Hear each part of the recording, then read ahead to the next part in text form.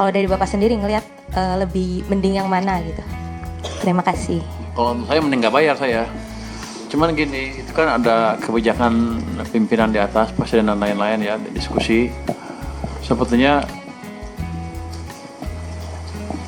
kita akan cenderung, ini belum putus juga, kita akan cenderung membayar jalannya, itu infrastrukturnya kan. Mau rolling stocknya bukan kita yang itu, mereka yang nanggung. Cuman saya belum mendapat atau kita belum sampai kesimpulan titik terakhir seperti apa. Makanya saya bilang kalau nanti mereka diskusi dengan sana, saya ikut, saya mau lihat, jangan sampai saya rugi amat gitu. Tapi kita lihat yang terbaik buat negara ini. Sebelum lanjut, ayo subscribe dulu. Yang subscribe rezekinya dilancarkan setiap hari. Izin Pak Fikri dari Bloomberg Technos Pak. Izin Pak mau penerimaan pajak sampai September 2025 itu kan masih 62,4% dari outlook ya Pak ya. Dan itu ada potensi shortfall pajak gitu. Nah strategi dari pemerintah untuk sampai menjelang akhir tahun itu gimana? Terus pertanyaan selanjutnya itu mengenai kebijakan single profile untuk yang meningkatkan penerimaan pajak Pak. Itu alasan dan latar belakang dari mungkin dari Kemenkyu sendiri agar diperlakukan itu pertimbangannya seperti apa Pak? Terus selanjutnya itu mengenai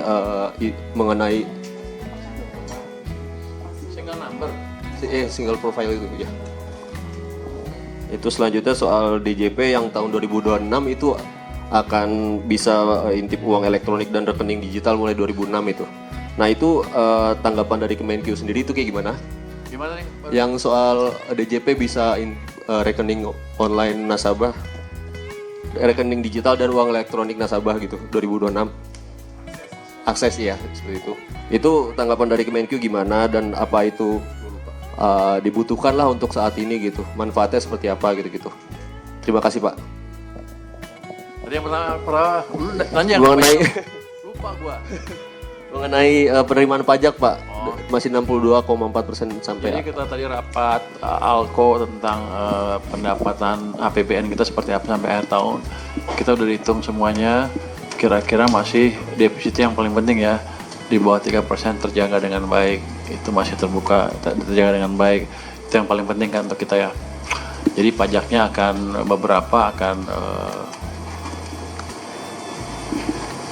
ada beberapa yang belum bayar pajak secara penuh, akan kita approach, kita datangin supaya mereka bayar pajak tepat waktu. Ada tadi juga beberapa ratus pengusaha yang belum bayar pajak tepat waktu, kita akan kirim surat cinta juga ke mereka supaya bayar tepat waktu. Jadi segala effort diarahkan untuk yang belum bayar pajak pajak sesuai dengan aturan. Kalau yang single profile kenapa dijalankan ya tentunya supaya gampang ini, tapi itu sedang berjalan kan, belum akan berjalan waktu dekat kan, masih direncanakan, jadi masih proyek yang masih berjalan, tapi tujuannya supaya gampang. Begitu itu ya udah, Anda punya perusahaan di mana-mana ya ketahuan itu pajaknya seperti apa, combine tuh dalam satu yang kelihatan lah, satu identity yang kelihatan gitu. Nanti kalau korteknya udah lebih bagus dari sekarang juga itu bisa dilihat ya. Dan salah satu juga tadi meningkatkan kualitas atau meningkatkan penarikan pajak adalah dengan memperbaiki korteks. Korteknya sekarang udah lebih bagus dibanding sebelumnya. Kelihatannya seperti itu. Yang ketiga tadi soal DJP tahun 2026 itu bisa intip uang elektronik dan rekening digital gitu Pak. Itu tanggapan dari Kemenkyu seperti apa? Terus juga manfaatnya terus sampai sekarang sih belum. Kalau itu kan kita nggak bisa mengambil langsung di sana kan, karena kan dunianya juga dunia lain kan di sana kan. Kalau uang digital biasa kan udah langsung kehitung kan, tapi kalau mau Anda bicara kripto segala macam, kelihatannya masih belum akan dilakukan di tahun 2026, karena teknologi juga untuk sebagian orang pajak aneh kali ya. Itu kan advance sekali kan, kita masih menggunakan teknologi yang ada untuk mengumpulkan pajak yang konvensional, yang modern seperti itu belum, dan kelihatannya nggak segampang itu. Ada yang menawarkan kita katanya bisa mengambil pajak-pajak seperti itu, tapi ketika kita tes softwarenya belum kelihatan cukup menjanjikan. Tadinya mau kita implementasikan awal tahun ini, tahun depan. Tapi setelah kita lihat softwarenya, kita mesti pelajari lebih dalam lagi ya. Jadi nggak segampang itu. Oke teman-teman, udah ya, terima kasih atas perhatian teman-teman. Siapa lu? Oh, gue belum buat ngomong. Pak, dari konten Pak. Iya Pak, saya Dendi dari media konten Pak. Emang cuma berapa? Sejam? Yang ngatur kamu? Yang ngatur siapa? Lu? Biar aja kan gua menteri.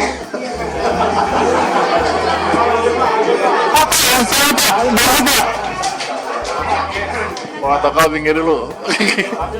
Kan gua dua minggu ngomong kita kan. Selama belum Pak, saya Dendi dari media konten, ada 3 pertanyaan Pak. Yang pertama soal update pengemplang pajak Pak. Yang dari 200 penunggak pajak itu realisasinya sekarang berapa ya Pak? Kemarin kan DJP menargetkan 20 triliun bisa tertagih ya Pak.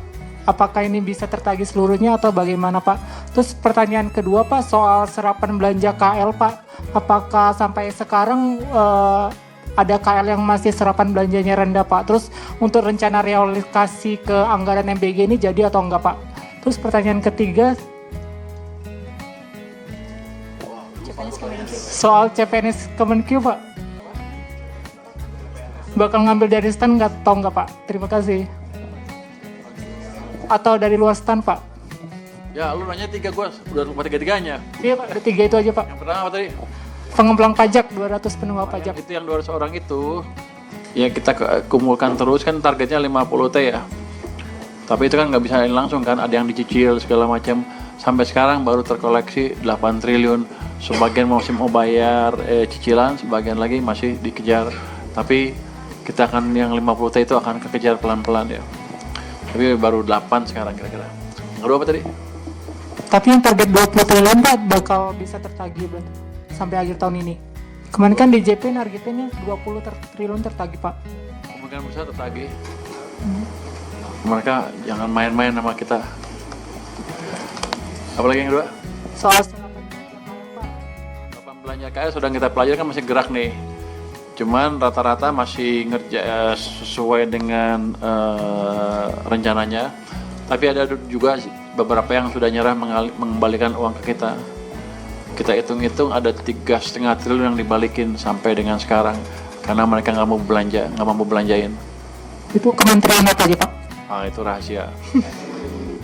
Nanti gue dibilang mancing-mancing. Dan yang 3 Soal CPNS Kemenkyu Pak, apakah dibuka di luar stand atau gimana? saya pikir akan terbuka ya. Yang hybrid, ada stand, ada di luar stand. Kenapa kamu mau ngelamar sini? Ya, kita mau rekrut berapa? Oh belum. Kalau pejabat pasti jawabnya begitu. Kami sudah minta formulir dari Pak RB, jadi kami nggak bisa jawab. Berapa mau rekrut lu?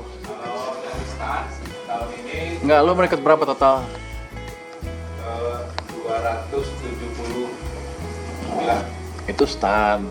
Mau rekrut berapa kita? Kemarin kita udah 1113 itu dari Nggak, kita tahun ini mau rekrut berapa ke depan?